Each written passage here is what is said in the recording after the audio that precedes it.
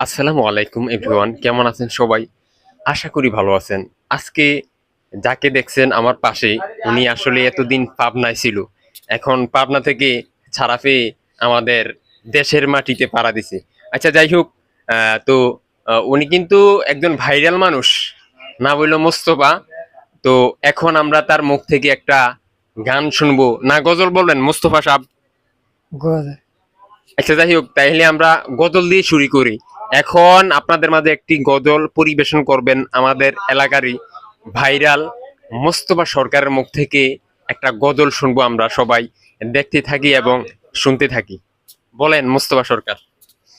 কাপন আমার আপন, কবর আমার গাটি, ওই কবরে যেতে হবে, থাকবে না কোনো সাথী।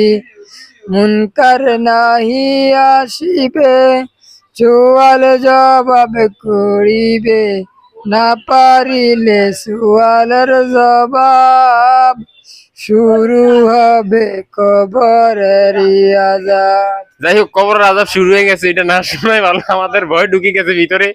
তারপরে দেখি মোস্তফা সাহেব কি বলে।